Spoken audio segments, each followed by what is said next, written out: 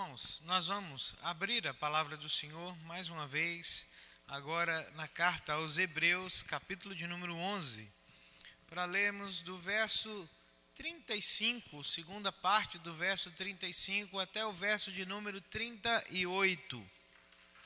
Hebreus 11, da parte B, do verso 35 até o verso de número 38.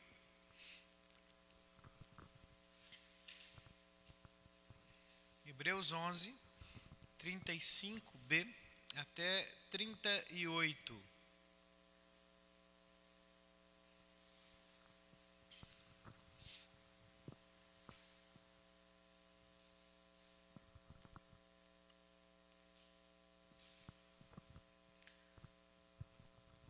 Diz assim a Escritura: alguns foram torturados, não aceitando o seu resgate, para obterem superior ressurreição. Outros, por sua vez, passaram pela prova de escárnios e açoites, sim, até de algemas e prisões. Foram apedrejados, provados, cerrados pelo meio, mortos a fio de espada. Andaram peregrinos, vestidos de peles de ovelhas e de cabras, necessitados, afligidos, maltratados, homens dos quais o mundo não era digno, errantes pelos desertos, pelos montes, pelas covas, pelos antros da terra. Vamos orar? Senhor, nós bendizemos o Teu nome mais uma vez pelo privilégio que temos de entregar a Ti o nosso louvor, que é a expressão, Senhor, do reconhecimento que nós, como povo do Senhor, fazemos de quem o Senhor é e daquilo que o Senhor faz em nossas vidas, mesmo que nós não mereçamos. Glórias sejam dadas ao Teu nome, porque o Senhor não nos trata segundo os nossos merecimentos, mas o Senhor nos trata com graça e misericórdia. Que seja sempre assim na vida do Teu povo. Agora, quando nós estamos diante da Tua palavra, pedimos que o Senhor abra os nossos olhos para que possamos entender a palavra do Senhor e que ela possa, Senhor, trazer vida para a nossa vida, para a glória do Teu santo nome. É o que oramos no nome de Jesus. Amém. Irmãos, temos dito aqui, ao longo desse tempo que temos trabalhado sobre o capítulo 11 da carta aos Hebreus, que o elemento que torna a nossa vida distinta sobre essa terra é a fé. A fé é o que identifica os verdadeiros servos do Senhor na sua peregrinação sobre essa terra, porque é aquilo que traz a presença de Deus, os céus, para a nossa vida. O autor aos Hebreus escreveu a sua carta para encorajar cristãos que estavam passando por dificuldades por causa do Evangelho. Eles eram crentes de origem judaica que estavam começando a pagar um preço de sofrimento, de perseguição por conta da fé. E alguns estavam seriamente considerando a possibilidade de voltar para o judaísmo e deixar de lado Cristo, deixar de lado um compromisso de seguir a Cristo. Então, o autor aos Hebreus passou toda a sua carta, do capítulo 1 ao capítulo 10, provando a superioridade de Cristo, Cristo como esse mais excelente Senhor, mais excelente Salvador. E quando ele chega no capítulo 11, nos versos 1 a 3, ele define fé. Por quê? Porque o que é a fé? É o que nos une, Nós, pecadores, fracos, fragilizados, que peregrinamos sobre essa terra, é a fé que nos une a esse grande Salvador, que nos une a esse grande Senhor. Então, ele define fé nos versos de 1 a 3, falando sobre a certeza das coisas que se esperam, convicção daquilo que nós não vemos, mas que sabemos que é verdade, que é realidade. A fé como aquilo que nos aprova diante de Deus. A fé que nos faz enxergar a forma como Deus trabalha nessa terra, nesta vida. E do verso 4 até o verso de número 40, ele vai então exemplificar a fé. E ele passou durante todo esse tempo nos falando a respeito dos heróis da fé, desde Abel, que é o primeiro crente, né, até a fé dos últimos personagens que nós temos aqui diante de nós, que ainda que não sejam mencionados pelos nomes, nós vimos aqui a semana passada que devido à falta de tempo, ele então começa a falar, né, falar sobre os juízes, sobre Gideão, sobre Baraque, sobre Sansão, fala sobre Davi, fala sobre Jefté, né, fala sobre Samuel. E agora então na sua reta final ele vai, né, de forma mais geral tratar sobre a vida desses heróis, não pelos nomes, né, mas nos dar um perfil daquilo que aconteceu na vida desses servos do Senhor. Se nós tivéssemos parado, irmãos, ou se o autor, melhor dizendo, tivesse parado a sua lista dos heróis da fé no verso de número 35, na primeira parte do verso 35, quando fala sobre as mulheres que receberam pela ressurreição os seus mortos, nós teríamos a noção de que a fé é isso que traz-nos um triunfo sempre. Que fé verdadeira é aquilo que nos coloca sempre em uma experiência miraculosa de libertação. Porque todas essas pessoas que ele mencionou até ali, né, foram pessoas que experimentaram uma libertação poderosa, uma libertação miraculosa.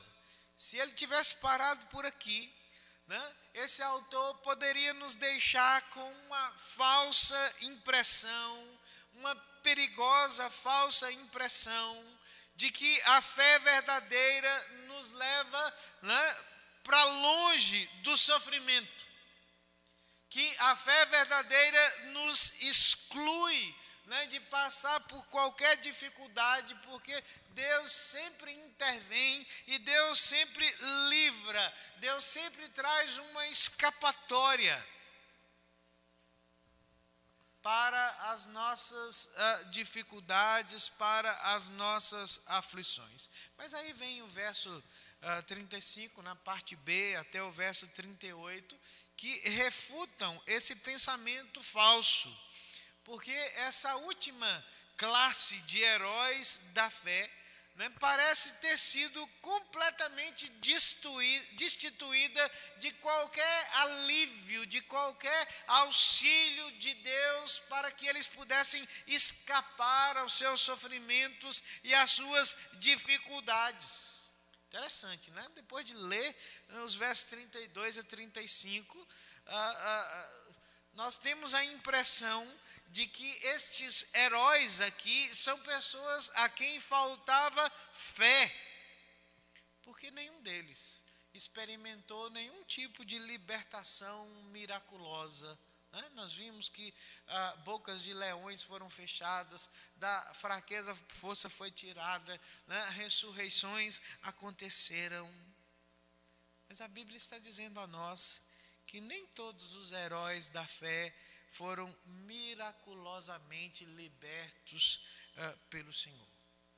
Eles eram pessoas de fé, mas Deus achou por bem tratá-los de uma forma diferente da forma que havia tratado os demais que os antecederam. Essas pessoas são pessoas que confiaram em Deus, mas que foram sujeitas às maiores provações, às maiores aflições.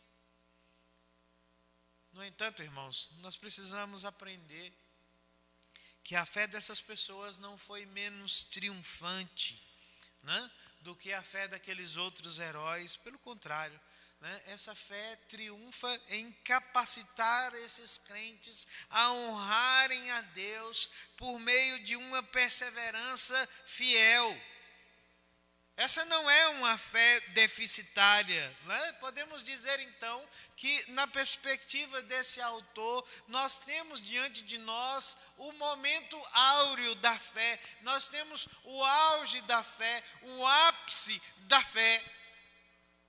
E isso contraria a nossa noção comum de fé, porque as pessoas estão aí fora, né, a todo tempo dizendo a nós, pensando que o auge da fé, né, o ápice da fé é quando nós temos algum milagre sobrenatural para contar, né, para dizer a respeito de Deus. Interessante porque esses heróis são testemunhas, e daí vem a palavra testemunho, né, que na língua grega significa geralmente, naturalmente, aqueles que estão prontos a dar a vida pela fé. E nós hoje temos uma noção tão estranha de testemunho, porque quando nós ouvimos alguém dando um testemunho, geralmente esse testemunho, né, está vinculado a alguma ação miraculosa que mais engrandece a vida da pessoa do que, né, a própria presença do Senhor. E nós achamos, ou comumente as pessoas pensam que esse é o auge da fé, né, quando essas pessoas experimentam algum tipo de ação sobrenatural de Deus sobre as suas vidas. Mas o autor aos Hebreus está dizendo a nós que esse não é o auge da fé.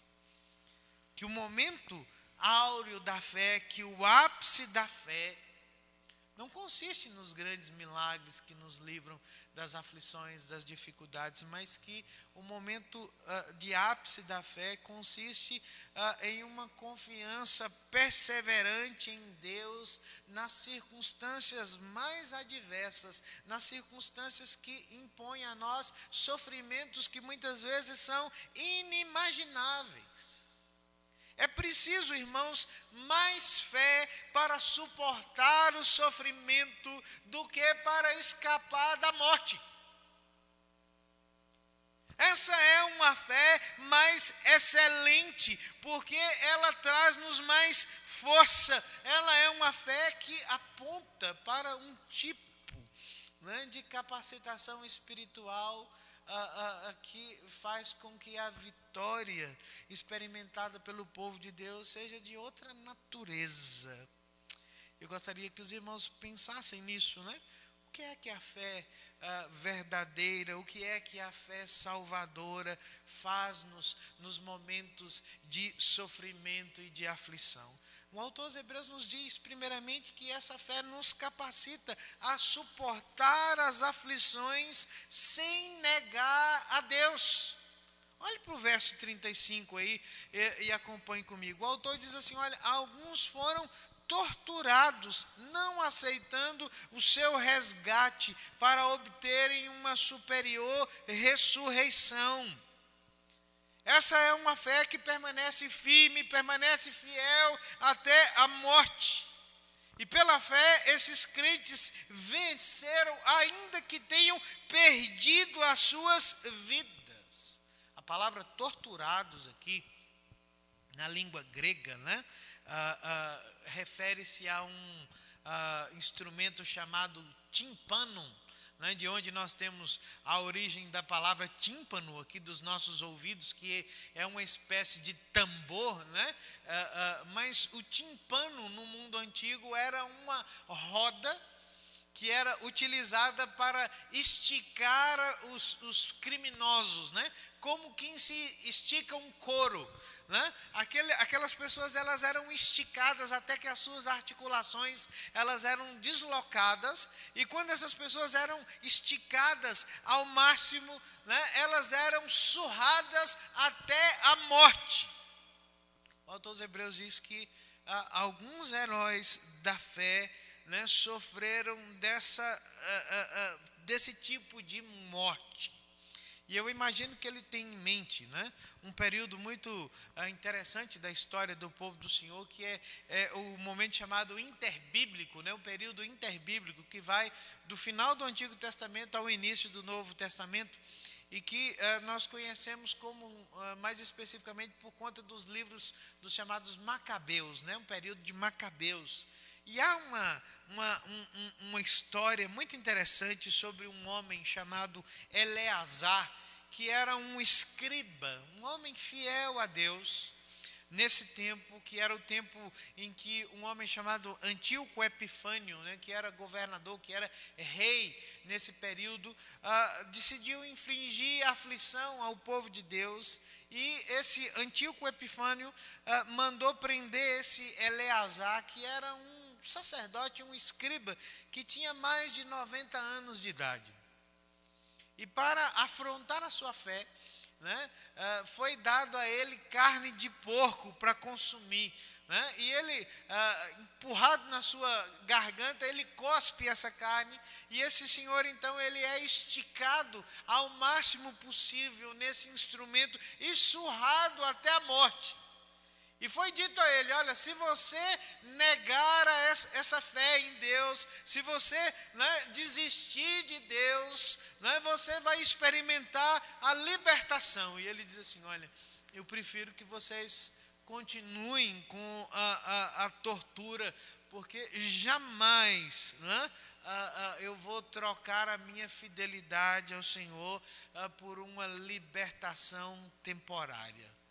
O autor dos Hebreus está pensando provavelmente nesse tipo de testemunho, de alguém que não consegue vislumbrar uma libertação temporária ao custo de negar a fé, ao custo de abandonar a sua confiança em Deus. Irmãos, quem passa por esse tipo de coisa tem a expectativa de uma esperança, de uma ressurreição melhor, né? Eles não estavam pensando em uma vida temporária melhor, sem a presença de Deus, mas crendo que Deus é o Deus que cumpre as suas promessas, como nós acabamos de cantar aqui. Pessoas que se recusaram a ganhar a sua liberdade ao custo de negar a fé. Esse homem está dizendo para nós que crer em Deus, crer em Cristo, tem um preço a ser pago. E o preço é o preço da fidelidade ao Senhor, né? Mas que a fé nos capacita a suportar essas aflições sem negar o nome do Senhor. Ele continua dizendo, né, no verso de número 35, que essas pessoas também,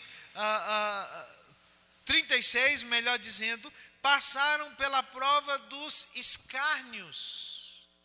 Nós lemos aqui mais cedo no livro das Lamentações do profeta Jeremias, né? Mas se você depois tiver a curiosidade de ler a história do livro do profeta Jeremias, mais especificamente Jeremias, capítulo de número 20, Jeremias ora ao Senhor e fala da zombaria e do escárnio que ele suportou por causa da sua fidelidade ao Senhor. Não é apenas um sofrimento físico que esses heróis da fé enfrentaram, mas o autor está falando sobre um tipo de sofrimento mental, emocional, que envolve zombaria, que envolve escárnio, que envolve a afronta da fé. Não é fácil ser um servo do Senhor no mundo que nega a existência de Deus e zomba daqueles que têm fé, daqueles que confiam no Senhor. O sofrimento não é apenas alguma coisa física, irmãos. O sofrimento que nós enfrentamos pela fé é alguma coisa que também transcende a essência do físico, é algo que suporta-se na alma, na mente. Esse homem continua dizendo e diz que alguns foram cerrados pelo meio, né? E essa é uma história interessante, porque ela faz menção, né, a respeito da morte do profeta Isaías. Nós não temos nenhum registro nas Escrituras sobre o fim do profeta Isaías, a morte do profeta Isaías, mas há uma tradição hebraica muito antiga, que diz que quando o rei Manassés, que foi o pior rei de Judá, subiu ao trono, aquele homem promoveu, né, uma onda de idolatria no reino do povo do Senhor, E Isaías era um homem com mais de 80 anos de idade, um homem que durante toda a sua vida havia servido o Senhor, que havia pregado a palavra do Senhor. E esse Manassés tenta então trazer Isaías para a participação da idolatria. E o profeta se nega, né? E adverte aqueles que seguiram o rei, falando a respeito da visitação de Deus, da destruição do templo, e que Deus vai visitar a incredulidade, a idolatria no seu povo. E a história, né, essa tradição nos diz que esse homem, Isaías, com mais de 80 anos de idade, um servo do Senhor, foi literalmente cerrado ao meio, por causa da sua fidelidade ao Senhor. Esse tipo de relato nos desafia, irmãos, a pensar, né, que muitas vezes as pessoas imaginam que a fé seja um salvo-conduto, alguma coisa que nos livre das aflições, alguma coisa que traga para nós conforto, ausência de dificuldades. Pelo contrário, a Bíblia diz que a fé é alguma coisa que nos capacita sobrenaturalmente a suportar as aflições em fidelidade ao Senhor. Não importa de que natureza seja o sofrimento, né? O que a palavra de Deus nos diz é que Deus sustenta seu povo em meio ao sofrimento. Às vezes a fé vence o sofrimento, mas outras vezes a fé vence por meio do sofrimento. Mas que nós nunca pensemos que o sofrimento significa a ausência de fé, ou que o sofrimento signifique a ausência do amor de Deus sobre a vida do seu povo. A segunda coisa que a palavra do Senhor chama a nossa atenção nesse texto, sobre a capacitação para o sofrimento, né, sobre essa perseverança da fé no sofrimento, é que a fé salvadora compromete o nosso coração com algo muito mais excelente que os confortos e as posições dessa vida. O texto continua dizendo, a partir do verso de número 37, que essas pessoas, alguns foram apedrejados, foram provados, cerrados pelo meio, mortos ao fio da espada. Mas aí ele diz assim, olha, andaram peregrinos vestidos de peles de ovelhas e de cabras, necessitados, afligidos, maltratados, homens dos quais o mundo não era digno, errantes pelos desertos, pelos montes, pelas covas, pelos antros da terra. O autor aos Hebreus está descrevendo um tipo de sofrimento, que agora não é um sofrimento físico, não é um sofrimento emocional ou mental, mas que é um sofrimento que envolve a retirada do conforto humano dessa vida, porque ele está descrevendo pessoas que experimentaram uma pobreza absoluta na sua vida por conta do compromisso da fé. Pessoas que tiveram a sua segurança e o seu conforto retirado por causa da esperança que tinham em Cristo, que tinham em Deus. Quando nós lemos que essas pessoas, né, elas andaram peregrinas, vestidas apenas de peles de ovelhas e de cabras, isso não está aqui descrevendo uma moda, né? Mas está descrevendo pessoas que pagaram um preço máximo pelo compromisso do seu coração com a palavra do Senhor. Nós nos lembramos de Elias, que a Bíblia descreve como um homem que se trajava de vestes de pelos, né? E a partir de Elias, todos os profetas, né, são identificados por esse tipo de traje. E quando nós chegamos no Novo Testamento, nós encontramos o último profeta da antiga aliança, que é João Batista. A Bíblia diz que João Batista é alguém identificado porque ele é alguém que come, né, mel silvestre e gafanhotos, e que se traja com uma roupa assim. Aquela veste que passa a identificar os profetas, as pessoas que estão comprometidas com Deus e com a fé em Deus. É também, irmãos, a prova de que aquelas pessoas experimentaram um tipo de vida peregrina, forçada, errante pelos desertos, pelos montes, se escondendo pelos antros da terra, por causa da ausência de conforto, a ausência de segurança humana.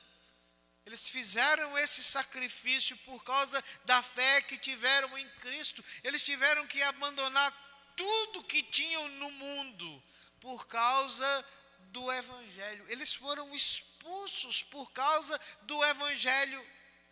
Mas eles não se incomodaram, porque a Bíblia diz que para ganharem a vida eterna, eles estavam dispostos a rejeitarem a vida dessa terra. E o autor dos Hebreus diz assim, olha, que as pessoas do mundo que consideravam essas pessoas indignas de viverem na sociedade por conta da sua pobreza e da sua fé. E ele inverte essa palavra e diz assim, eles nem perceberam, né, que era o mundo que era indigno de ter pessoas como estas vivendo na sua sociedade. Não eram elas pessoas indignas no mundo, mas sim o mundo indigno de ter pessoas assim, trajando, vivendo pela fé. Sabe por quê, queridos? Porque esses heróis que sofreram eram pessoas que estavam comprometidas com a outra vida, eram cidadãos do outro mundo, cidadãos da pátria celestial, que estavam pagando um preço de viver a esperança em Cristo nessa terra, privados de conforto, privados de qualquer tipo de segurança que não fosse a presença do Deus Todo-Poderoso. Deus é um Deus gracioso, Deus é um Deus bom, suficiente, porque é o Deus que permite que esse tipo de pessoa, de servos, experimente essas situações. Mas por meio da fé, nós somos informados que a fé não é a garantia que tudo nos irá bem nessa terra. Mas a fé verdadeira é a garantia que nós somos sustentados por Cristo, que nós experimentamos a vida de Cristo. E é preciso muita fé, né, para confiar que Deus está no controle de todas as coisas quando nós estamos sofrendo ou quando nós estamos experimentando situações desconfortáveis. Nós precisamos olhar, irmãos, para esse tipo de fé, né, que recusa, né, que nos capacita a recusar a aprovação do mundo, porque é uma fé que busca somente a aprovação de Deus. A fé não é um seguro de vida. A fé não é uma garantia para a exclusão de sofrimento e desconfortos nessa vida. A fé nem sempre nos poupa do sofrimento, nem sempre nos livra da morte, nem sempre nos garante uma situação de conforto e de consolo. Mas a Bíblia diz que Deus sempre honra a fé. Deus sempre visita a vida do seu povo, independente do resultado da fé.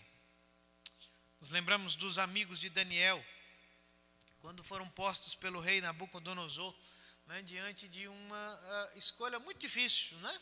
Ou eles se dobravam diante da estátua, ou eles seriam jogados na fornalha ardente. E os três são unânimes de dizer o seguinte, olha, nós cremos num Deus que, se quiser, Ele pode nos livrar dessa fornalha. Mas se Ele não quiser, nós não nos prostraremos. Mesmo que Ele não nos livre, nós permaneceremos firmes, inabaláveis, confiando nele. Essa é uma fé verdadeiramente graciosa, né? Uma fé que não coloca imposições a Deus, uma fé que não exige resultados de Deus, mas uma fé que confia em Deus absolutamente, apesar dos resultados. Pode ser que ele faça, pode ser que ele não faça, mas glórias sejam dados ao nome dele, porque nós continuamos confiando nele, mesmo que em meio à aflição e ao sofrimento.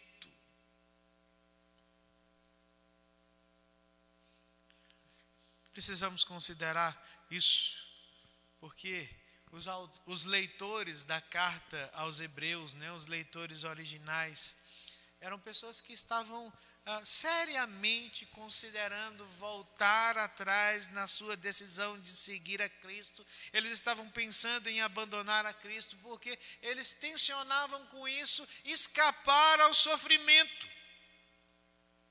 Eles julgavam que seria mais importante para eles cair nas graças do mundo, não passar por privações, por aflições, do que continuar na fé. Achavam que poderiam se sentir seguros, protegidos, livres da pobreza, da perseguição, se dessem um passo atrás na fé. Eram pessoas com prioridades equivocadas. Elas tinham o medo, Elas padeciam do medo de sofrimento e de aflição. Conheço muita gente assim. Talvez você conheça muita gente assim, que pensa que a fé é um escudo contra o sofrimento. Há uma história verídica, muito interessante, sobre um homem chamado Simon Murray, que era um rico empresário inglês. Ele não morreu, mas um homem idoso. Ele foi o homem mais velho a alcançar, ir até o Polo Sul, Mas Simon Murray um dia resolveu fazer uma viagem a pé, para o Polo Sul. Ele queria percorrer 1.200 quilômetros de um ponto lá, do extremo da América do Sul até o Polo Sul, a pé, sozinho. E perguntaram para ele, o senhor não acha que é um negócio muito arriscado, porque o senhor é um homem velho, que vai se sujeitar a muitas situações de dificuldade, de sofrimento?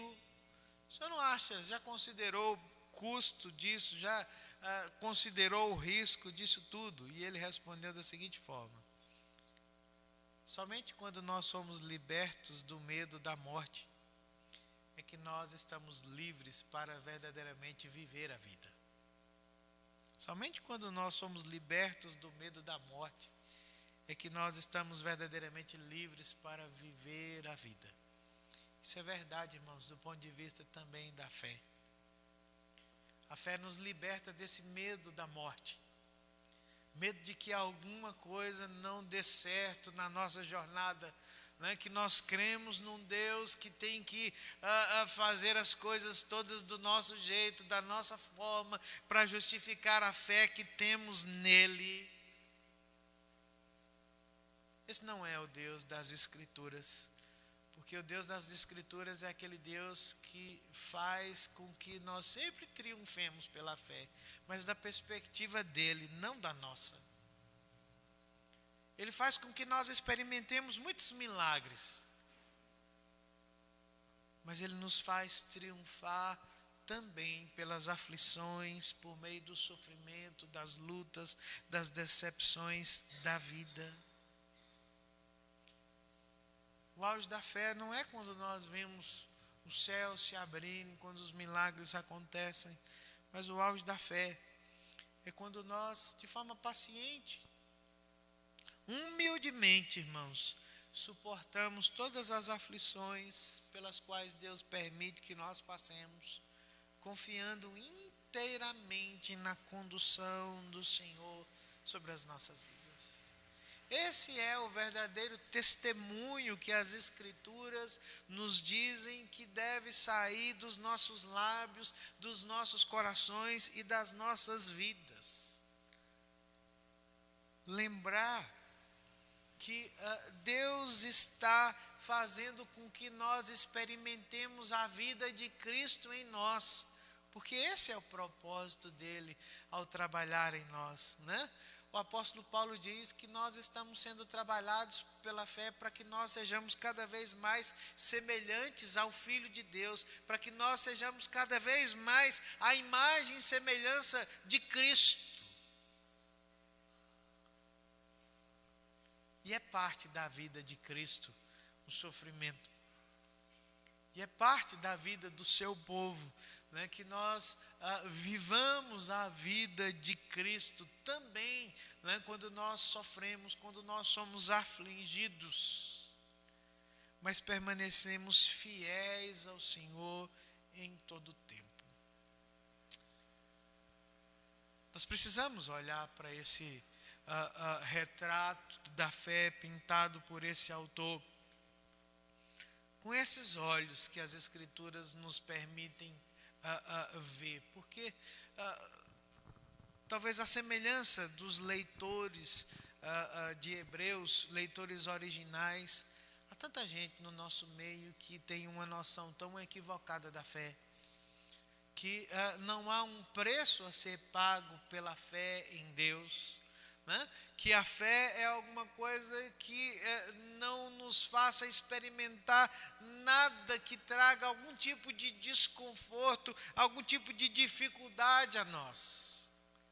A Bíblia diz que nós, né, somos chamados para servir ao Senhor em todas as situações da nossa vida, inclusive nas nossas aflições e nas nossas dificuldades, até mesmo na morte.